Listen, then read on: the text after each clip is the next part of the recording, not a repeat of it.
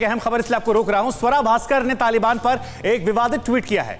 Tweet में तालिबान से हिंदुत्व की तुलना की गई है। सोशल मीडिया पर फिलहाल स्वरा भास्कर का जो ट्वीट है उसको लेकर तमाम तरह की आलोचना यहां पर देखने को मिल रही है और कई यूजर्स ऐसे हैं जो उनकी गिरफ्तारी की मांग कर रहे हैं। स्वरा भास्कर का अकाउंट भी सस्पेंड करवाने की मांग कर रहे हैं। प्रोफेसर अवधेश जी हमारे साथ हैं।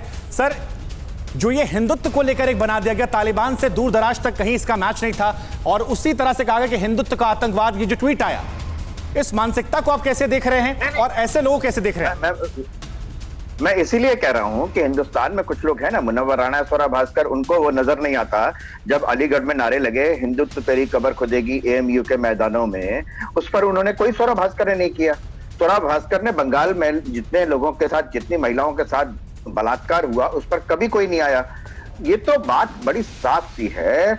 ये एक ट्वीट के लोगों को पैसे मिलते हैं, टूल किट बनाया जाता है, उसके लिए पेमेंट नहीं, तो आप ये कह रहे हैं कि बीजेपी आरएसएस का विरोध करना उनका मुख्य एजेंडा है। ये लोग तालिबान से मोहब्बत हो ना हो, लेकिन बीजेपी आरएसएस का विरोध वो किसी मुद्दे पर कर रहे हैं, ये आप कह रहे हैं? वो तो ऐसा है ना, इनको तो भारत का विरोध। मैं कहता हूं कि आप बीजेपी का विरोध करिए, आप करिए बीजेपी का विरोध, कोई दिक्कत नहीं है। बीजेपी के विरोध तमाम दल हैं, लेकिन उसके कारण आप भारतवर्ष की मूल संस्कृति को, जहां पर आप ये जानते हैं कि आज तक एक स्वरा भास्कर बता दे, आपकी आवाज शायद सर नहीं आ रही। विवेक जी के पास जाते हैं। विवेक जी, यही बात जो यहां पर प्रोफेसर साहब कह रहे हैं कि विरोध जो है वो दरअसल बीजेपी आरएसएस भारत का है, तालिबान हो या कोई और मुद्दा हो, जो लोग विरोध करें उनको लेकर कहा जा रहा है। बोलने दें, इंटरप्ट ना करें जी। पहली चीज है, आप please let me speak now. Number 1, Narendra Modi या दिनेश अवस्थी भारत नहीं है, बीजेपी भारत नहीं है। भारत बहुत बड़ा देश है, विविध है, डाइवर्स है।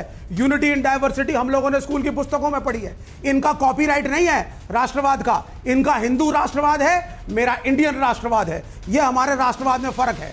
ये डिविजिव पॉलिटिक्स खेलते हैं। आज तालिबान को लेकर के इस्लाम को, कुरान को, इंडियन मुस्लिम्स को टारगेट किया जा रहा है कि वोट यूपी इलेक्शंस में पोलराइज हो। विवेक जी, आप नाराज हो जाएंगे, लेकिन मैं आपको टोक के सवाल पूछूंगा। देश में कौन सा हिंदुत्व का आतंकवाद आपको नजर आ रहा है? जी पूछिए। जी, हिंदुत्व का कौन सा आतंकवाद नजर आ रहा है? और अगर आ रहा है तो ऐसी इतनी खामोशी से, इतनी ऊंची आवाज में हर बार विरोध नहीं हो सकता। बिल्कुल आ रहा है, बिल्कुल आ रहा है सर। सर, आपको लगता है अगर आ रहा है तो ये ट्वीट आता सामने? हिंदुत्व की राजनीति वायलेंट है, एंटी माइनॉरिटी। मैं सुनिए मेरी बात। एक रिक्शे वाले को कानपुर में अभी लगभग लिंच कर दिया गया। अखलाक के घर खुद गाजियाबाद में हम लोग गए थे। एक लड़के को राजस्थान में काट के जला दिया गया।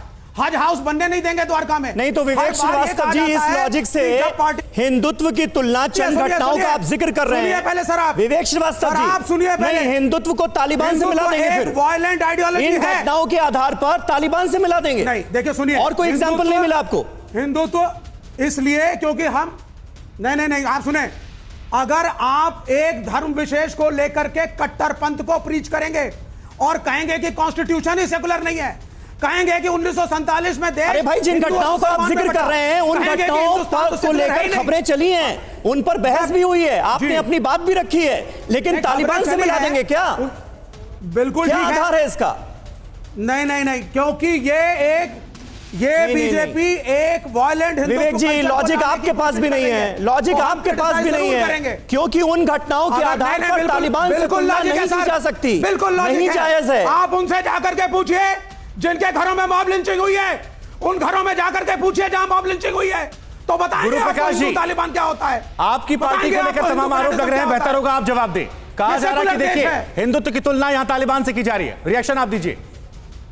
मैं एक बात बता रहा हूं शुभंकर जी, समीर भाई, Nadir Shah, Ahmad Shah Abdali, Genghis Khan, Taimur lung, Babar, Mohammad बिन तुगलक, ये तमाम लोग भारत पर आक्रमण किया, कसाब तक आक्रमण किया।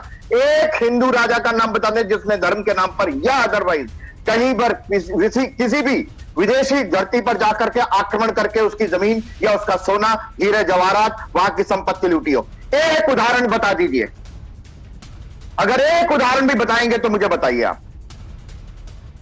गुरु प्रकाश पासवान जी, क्या कहेंगे? उदाहरण विवेक जी के पास पूरी फहरिस्त है, वो तमाम घटनाओं का, वारदातों का जिक्र कर रहे हैं और कह रहे हैं जिस तरह का माहौल बनाया जा रहा है यहां पर हिंदुस्तान में, उससे की गई है तुलना कि कुछ लोग तालिबानी सोच के, तालिबानी प्रवृत्ति के यहां पर भी पैदा हो गए, इसलिए की गई है तुलना।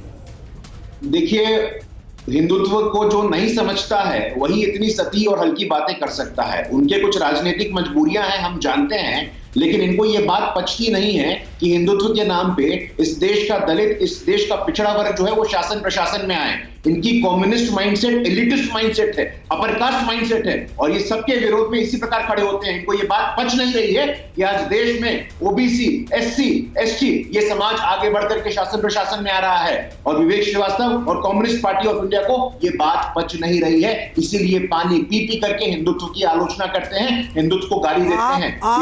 आप बोल दीजिए, आप हिंदू राष्ट्र के कॉन्सेप्ट को डिनाउंस कर दीजिए।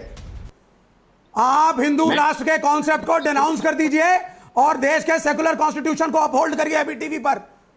अड़ी सोमवार से शुक्रवार शाम 6 बजे सिर्फ TV9 भारतवर्ष पर।